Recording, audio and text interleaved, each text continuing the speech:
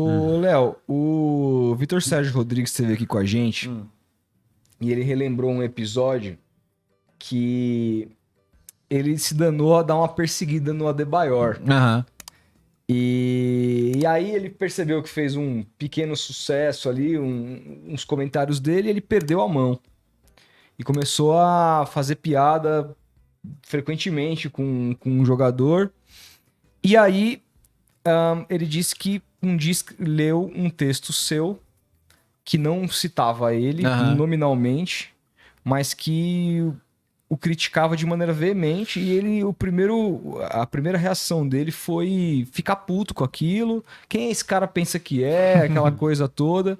Mas depois ele resolveu sentar, acalmar, ler de novo aquilo e absorveu aquilo de uma maneira diferente, a ponto de dizer que aquele texto mudou a vida dele como comentarista, como jornalista. E ele contou essa história aqui pra gente, emocionado, inclusive. E o cara que o criticou naquela oportunidade foi você. Como é que é? Você sabia desse impacto? Ou você ficou sabendo pelo... Vocês chegaram a conversar sobre isso? Cara, ou você... ele me falou uma vez, mas assim, eu não imaginava que era nesse grau, nesse nível. O que eu penso? Nessa época, assim, eu sempre tive muito na cabeça que o jogador de futebol profissional, a gente falou agora de jogador brasileiro, assim, ele já passou num funil muito estreito para ser jogador. Porque todo mundo queria ser jogador e tal. Claro. Eu diria Sabe? Samuel Rosa. Pô. Então, né? Quem não sou eu, esse é um jogador de futebol. Para você conseguir jogar 1 minuto como jogador de futebol profissional, você já passou por um corte gigante. Para você conseguir jogar numa equipe importante, sabe? Para você conseguir jogar num campeonato de primeira divisão, você passou no corte do corte do corte. Você vai falar que esse cara é ruim, cara? Que esse cara não serve, que esse cara é fraco? Eu evito muito usar esse tipo de termo. Muito, porque assim, eu acho desrespeitoso, sabe? Eu acho que tem várias maneiras de criticar e a gente não pode deixar de criticar eventualmente, mas eu acho que o cara que chegou no futebol profissional de alto nível, ele tem um mérito gigantesco e ele é a vírgula do percentual. Então eu não gosto. E ainda por cima tratar com deboche é uma coisa que me incomoda. Porque assim, a família do cara tá vendo, sabe? Mas a mulher do cara tá vendo, sabe? E não é que você vai deixar de criticar, mas você não tá ali pra debochar de ninguém. Isso me incomoda quando eu vejo. E eu pensei isso. Cara, qual a chance de um cara que saiu do Togo, velho? Sabe? Que saiu de um país que não revela grande jogador. Fala outro jogador do Togo. Você pode falar alguém que jogou da Copa de 2006, assim, mas não sem tanta relevância. É o jogador mais importante da história do Togo. Então, esse cara pro país dele é uma sumidade, sabe?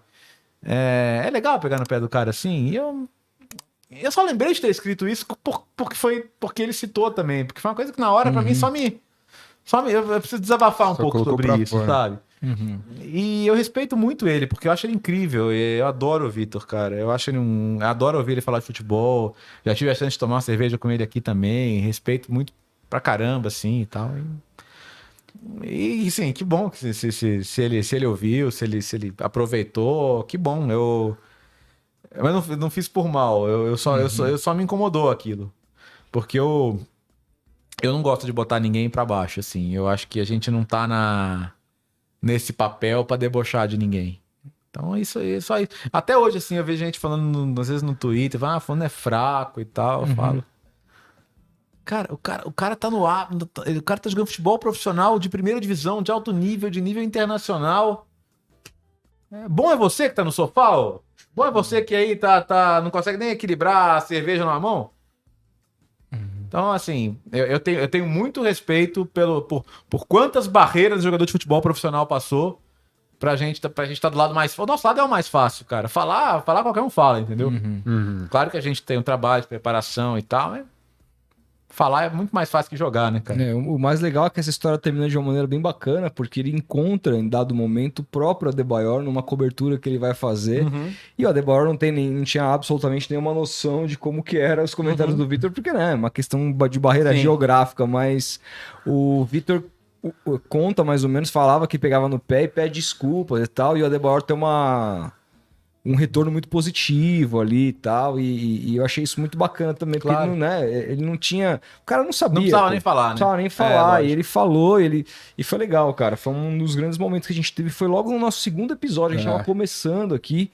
E foi um primeiro, acho que foi o primeiro corte que a gente soltou que deu uma viralizada, assim, porque acho que muita gente se identificou, não é nem com o caso em si, mas algo que numa semana de eleição que a gente está vivendo, e acho que a gente pode refletir sobre isso, que é, cara, o quanto que você pode mudar de ideia a partir da visão Lógico, do outro, sabe? Perfeitamente, cara. É isso, Perfeitamente, tipo, ele perfeitamente. mostra ali ele dá uma lição de humildade, do quanto ele primeiro olhou com aquele olhar visceral de estão me contrariando quem esse cara pensa que é, mas depois ele teve a humildade de sentar e ler aquilo de uma outra maneira, e a partir de então ele mudar pra sempre, como ele mesmo disse. Ah, mas isso aí, Eu acho que é é de visão de mundo também, cara. Eu vim de uma família privilegiada, sabe, em BH e tal, e a primeira vez que eu passei mais dificuldade aqui foi em São Paulo, pelo que eu te contei, de chegar sem trabalho, sem contatos e tal.